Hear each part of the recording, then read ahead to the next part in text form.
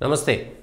సమోసాలో ఆలు ఉన్నంతకాలం, బీహార్లో లాలు ఉన్నంతకాలం బీహార్ రాష్ట్రాన్ని విడదీయలేరు అనేటువంటిది లాలూ ప్రసాద్ యాదవ్ ముఖ్యమంత్రిగా ఉండగా, ప్రతిపక్ష నాయకుడిగా ఉండగా 2000 సంవత్సరంలో బీహార్ రాష్ట్రాన్ని జార్ఖండ్ రాష్ట్రంగా విభజించేటువంటి క్రమంలో ఆనాటి ప్రధానమంత్రి వాజ్పేయి పార్లమెంట్లో బిల్లు పెట్టినప్పుడు లాలూ ప్రసాద్ యాదవ్ మాట్లాడినటువంటి మాట. బీహార్ను విడదీయాలంటే లాలూ ప్రసాద్ యాదవ్ చనిపోయిన తర్వాత నేనన్నారు. కానీ 2000 సంవత్సరంలో బీహార్ నుంచి జార్ఖండ్ విడిపోయింది. 24 సంవత్సరాలైంది. ఆ తర్వాత బీహార్ కొనసాగుతుంది. ఇప్పుడు విచిత్రంగా లాలూ ప్రసాద్ యాదవ్ భార్య మాజీ ముఖ్యమంత్రి రబ్రీదేవి ఇప్పుడు బీహార్లో మిథిలాపుర రాజ్యం కావాలి, మిథిలాంచల్ ప్రత్యేకమైనటువంటి రాష్ట్రం కావాలి అనేటువంటి ఒక మాట మాట్లాడడం బీహార్ రాష్ట్రంలో ఇప్పుడు కొత్తగా దేశవ్యాప్తంగా వస్తున్నట్టు చర్చ. బీహార్లో మరొకసారి గెలవడం కోసం వచ్చే 2025 ఎన్నికల కోసం బీహార్ రాష్ట్రాన్ని విడదీయడం కోసం మరొక ప్రయత్నం. నిజానికి అది ప్రజల యొక్క కోరిక అయితే, ప్రజలకు మంచి జరిగితే ఆ రాష్ట్రం విడిపోవడంలో పెద్దగా ఇబ్బంది లేకపోవచ్చు. కానీ తమ రాజకీయ అవసరాల కోసం ఈ ఎత్తుగడను ఎన్నుకున్నారా అనేటువంటి చూడాలి. బీహార్ మాజీ ముఖ్యమంత్రి రబ్రీదేవి మాట్లాడినటువంటి మాట.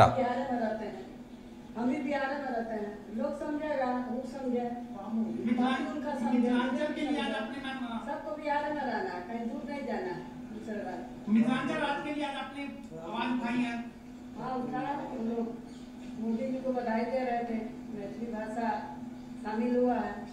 मैथिली भाषा शामिल हुआ ठीक है, हम भी खुश हैं, शामिल होना चाहिए। अच्छा, मिथिला राज बनाना चाहिए,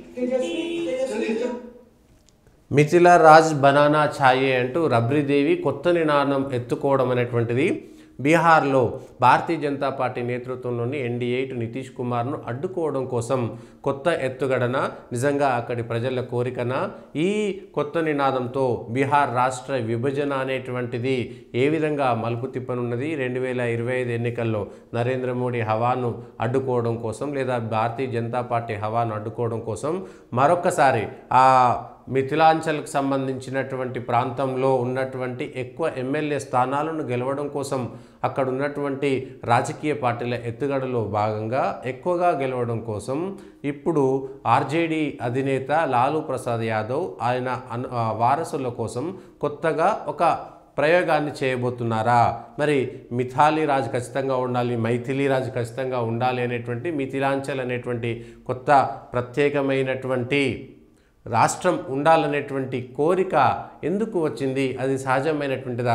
మైథిలీ భాషకు ఇవాళ గుర్తింపు ఇచ్చింది నరేంద్ర మోడీ సర్కారు కాబట్టి మేము ఆయనకు శుభాకాంక్షలు, ధన్యవాదాలు తెలుపుతూనే ఇవాళ మైథిలీ రాజ్యం ప్రత్యేకమైనటువంటి రాష్ట్రంగా ఉండాలనేటువంటి ఒక మాట. మైథిలీ రాజ్యం మొదటి నుంచి కూడా సీతాదేవి ఉన్నప్పటి నుంచి కానీ లేదంటే రామాయణ కాలం నుంచి కానీ మైథిలీ రాజ్యానికి సంబంధించి ప్రత్యేకమైనటువంటి చరిత్ర కూడా ఉన్నది. మరి ఇప్పుడు బీహార్ రాష్ట్రంలో ఆ రాష్ట్ర రాజకీయాలని ఈ మిథిలాంచల్ ప్రత్యేక రాష్ట్రం యొక్క ఆకాంక్ష ఏ విధంగా మలుపుతుందో చూడాలి.